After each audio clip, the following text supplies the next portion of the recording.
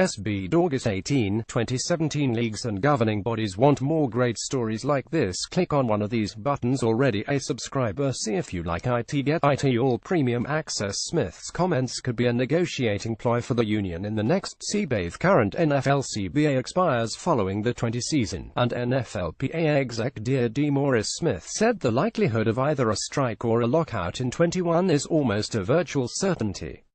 Smith, in an interview with the MMQB's Albert Breer, said it was too soon to know if that meant games would be missed, but he said, "Let's look at our history. The owners do a deal in 2006 and opt out in 2008.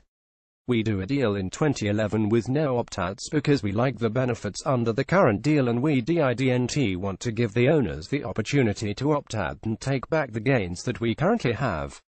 If there is no renegotiation of the collective bargaining agreement and we reach 2021, there is no uncapped year. So why would I do that again? All of the mutual benefits that were supposed to happen as a result of the opt-out didn't happen last time. Owners colluded with each other and we found out they colluded with each other." Smith added, "We have a new deal here where if it doesn't get fixed, you head into a certain small Armageddon. C.com 817. In NY, Hannah Withiam notes the current CBA has resulted in 5 years of relative stability after the 132-day lockout in 11. However, the league and the union have frequently butted heads over player discipline, with the tension reaching a peak this week over Ezekiel Elliott's domestic violence case. NY Post 818, USA Today's AJ Perez notes, while the revenue split between the players and owners will again be a major issue, the power NFL Commissioner Roger Goodell wields under the personal conduct policy will almost certainly come under scrutiny. USA Today 818, in Newark, Joe Giglio writes, "Smith sounded like a leader who feels his side hasn't gotten its way lately.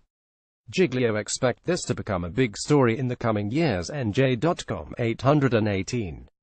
Latest call to arms. CBSSports.com's John Breach noted Smith is ready to take the Nflpa to battle with the NFL over the CBA.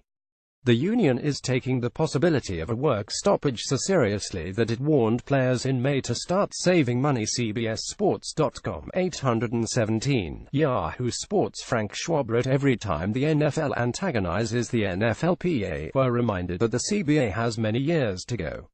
That also means there is a lot of time to make nice and come to common ground on some contentious issues." Smith's threats might just be a negotiating ploy. In addition, it has been a long time since NFL players were willing to miss game checks to strike for better conditions. Schwab will see if they're more willing to do so after the NFL has taken plenty of victory laps about its perceived wins in the last CBA. Sports.yahoo.com 817. ESPN's Mike Greenberg said the current system is so inherently designed and built for the owners to win any power struggle they really want to against the Nflpa.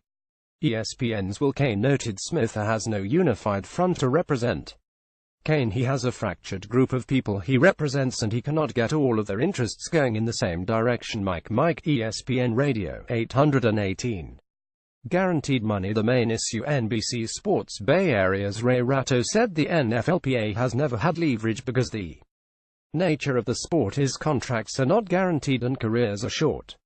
Ratto players want to get the money right away because they can guarantee it'll be there in 5 years, so they always cave on things like player discipline and all of the other things that demaurice Smith is waving his arms about.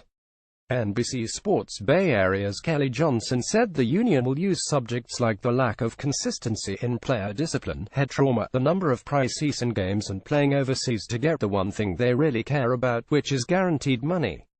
Johnson, they're going to start pointing to all of these other leagues that are far less violent and career-ending in terms of injuries and don't have the long-term effects that we know football has in terms of head trauma. The Happy Hour. NBC Sports Bay Area 817.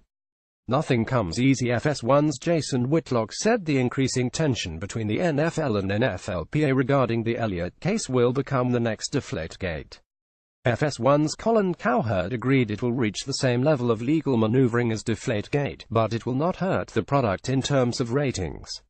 He said the NFL has shown an ability to overcome these big, ugly distractions. Whitlock, this isn't about ratings. to me, this is about a relationship between ownership and the players, and about the ability to conduct business in the best interests of the league and both parties." Whitlock said the acrimony between the union and ownership is just going to spill out and continue to make it hard to do great business in the NFL.